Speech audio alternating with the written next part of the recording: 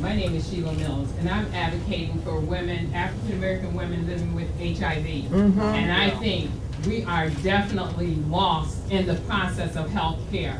And Minnesota, African and African American women living with HIV, I think that gap needs to be closed. Bobby Joe Champion, I'm not familiar with you. I've seen you out 20 seconds almost up. I talked to Jeff Hayden. I will walk those halls with you because I am an advocate for advocating for living with HIV/AIDS, not just in North Minneapolis and Minnesota altogether. All right. All right. Congressman Ellison, I want to first say thank you for having this. And I want to kind of touch on some things that each person said.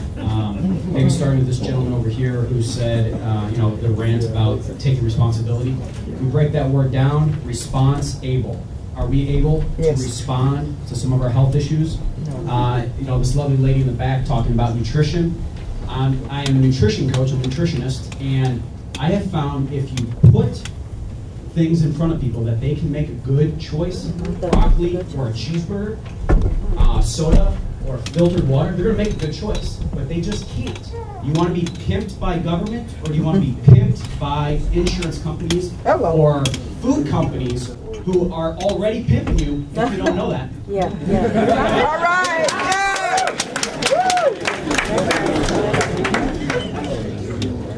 My question has to do with how does the bill Hang on, everybody. Let's try to just, we've had an amazing forum so far. And so let's keep on with it. We can do it. And we just got to give some respect to this gentleman right here. Thank you. My question has to do, why does the bill prohibit hospitals from expanding? Does this have to do with rationing care? Rationing. Hey, Mike, where's Mike?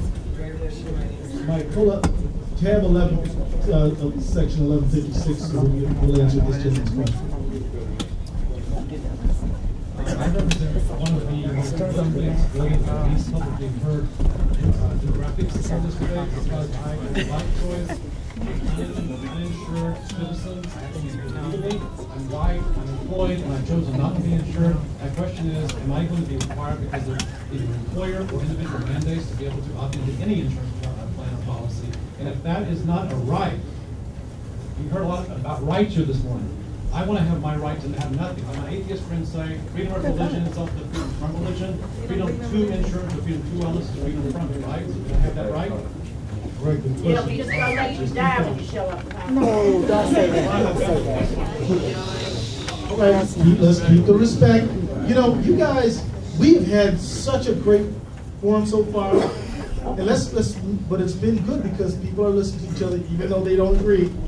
They've been listening, so let's keep going.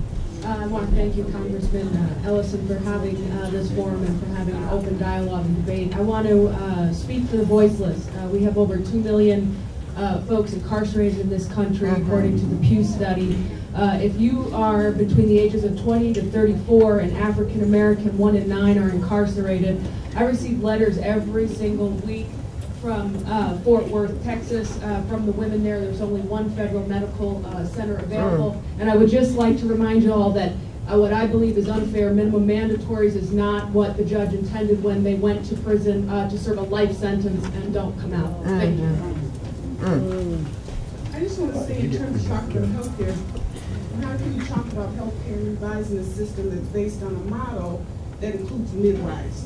So you need to think about how midwives are included in this system and the benefits that they play around decreasing infant mortality rates. If you want health prevention and you want breastfeeding and you want midwives, and you want to make sure that CPMs are not excluded from practice, because then you exclude midwives of color. So that's another important factor that IOM report has said over and over again. You need more providers that look like the people that they serve. And you cannot exclude midwifery out of that.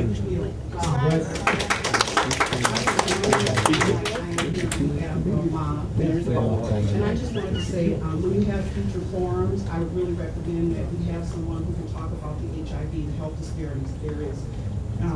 HIV is the leading cause of death for African American women ages 24 to 35.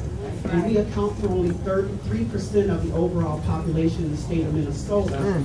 But we're 60% of the HIV cases. So I really think that that is a true health disparity that needs to be addressed. Well, let me just say, you asked about more forums, so did the gentleman in the yellow shirt.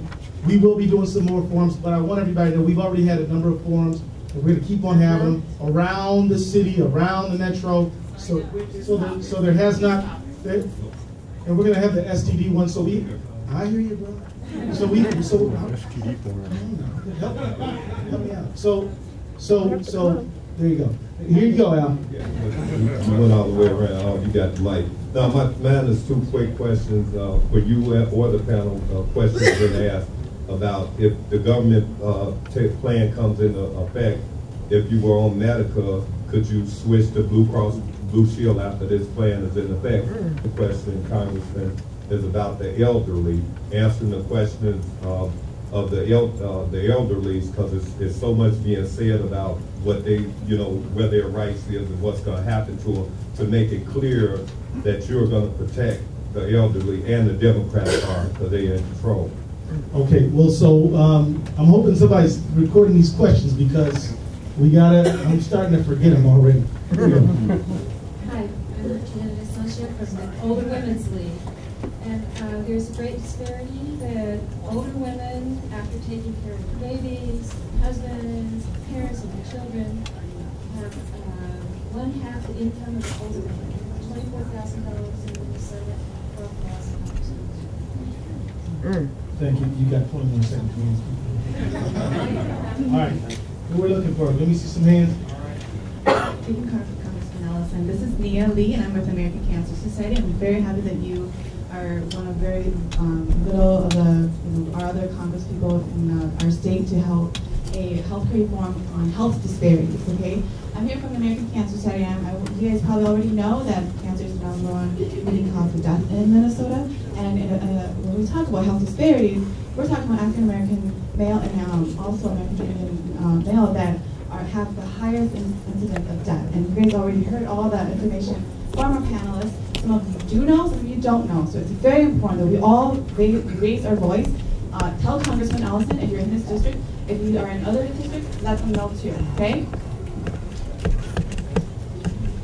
Congressman Ellison, you've been putting on great forums. I've been to 2 of them now, and they are most highly attended. And I applaud you for your efforts to represent your people. I'd also like to applaud you for asking us all to consider following the money. And if we could get health care on a human right level versus a privilege, that seems to be a common goal in this room. And if we could get the media to help get that information out, that would help. Bill Moyer's journal is covering this topic in a very excellent way. If you can go to pbs.org and watch his podcast, he will represent this point of view. And also stkate.edu is having some more healthcare forums that I'm putting on and helping.